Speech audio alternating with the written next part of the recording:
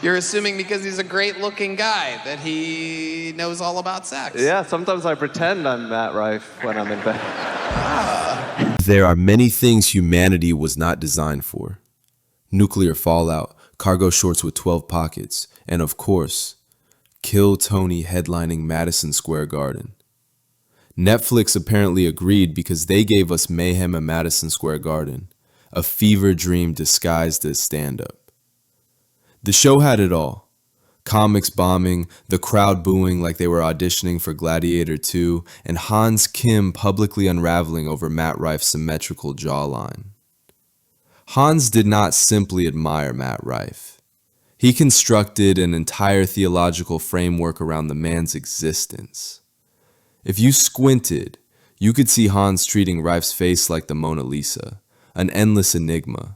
Except instead of a smile, it was a set of cheekbones sharp enough to julienne carrots. What do you do? You're Matt Rife.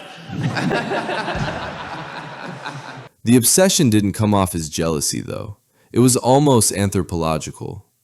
Hans seemed like a scientist staring at a rare specimen, muttering notes, Matt Rife, proof God does, in fact, play favorites. The comedy element was unintentional. Hans's candor was so naked that the audience half expected him to whip out a journal labeled Diary of a Wannabe Rife. It wasn't comedy anymore, it was ethnography. Then came Timmy No Breaks, who treated Matt Rife not as an object of beauty, but as a piñata stuffed with hair gel and Instagram followers. Timmy roasted Matt so relentlessly, you'd think he had a personal vendetta against Dimples. That's a sexy one. Multiple leather jackets on. Yeah, I mean... Who doesn't, right? Yeah. I mean, yeah. Take off your shirt. You got another denim under there, gay guy? Boom! Roasted! Hit me with the pyro! The contrast between Hans's reverence and Timmy's mockery created a bizarre yin-yang dynamic. On one side, Hans whispering poetic tributes to Rife's bone structure, practically ready to build a shrine. On the other, Timmy, gleefully hammering away, pointing out that Matt's entire vibe was what would happen if you gave a ring light its own Netflix special. The impartial analyst in us must note that both perspectives revealed uncomfortable truths. Hans showed the audience the irrational power of beauty. His honesty was equal parts hilarious and horrifying.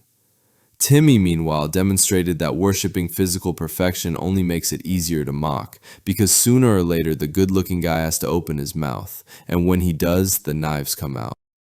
So what did Mayhem at Madison Square Garden teach us? That comedy at scale is still chaos incarnate. That beauty can inspire delusion, rage, or horny identity theft. And that Matt Rife's face is either a divine blessing or a curse, depending on whether you're Hans Kim in bed or Timmy No Breaks with a microphone. One of the night's great mysteries wasn't what Hans Kim dreams about when the lights go out, but why bucket pull comedian Colton Boozard mysteriously vanished from the Netflix cut. By all underground accounts, Colton had one of the tightest, funniest minutes of the entire show. The kind of set that makes you double check if this is still an open mic or a career baptism. And yet, poof, gone. The circulating theory, whispered in green rooms and Reddit comment threads alike, is that Colton's girlfriend allegedly got a little too familiar with guest host Matt Rife. If true, the comedy gods apparently demanded penance because the segment was wiped cleaner than Matt's skincare routine. Whether censorship, coincidence, or pure vanity, Colton became the first comic in history to kill so hard he was erased from existence.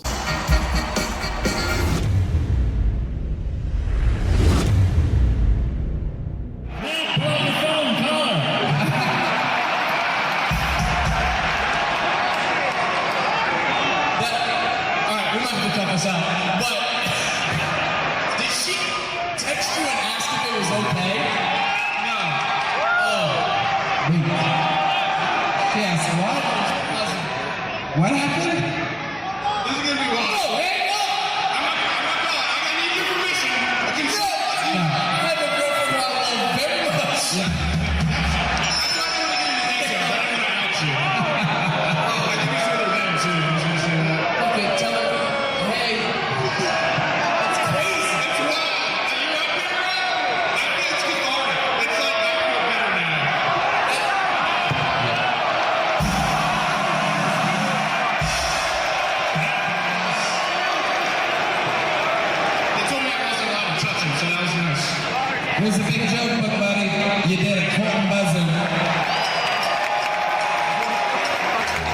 That was wild. I'm shaking. I'm f***ing shaking. You killed it. And he got to see it live. You killed it. I'm so glad I didn't bomb. That's the main thing. That was wild, dude. That was wild. That was fucking crazy. Let's fucking go. Repping Pittsburgh. Yeah. It was gonna be. That's so fucking You better get your dick sucked tonight. You don't get your dick sucked tonight, Brennan. Oh, you ate a whole bunch of dicks tonight.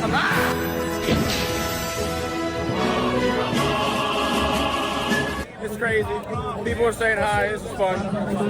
Seth loved it. He fucking crushed tonight. It was fucking killer.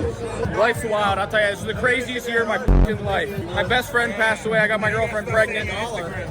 Thanks, bro. Thank you.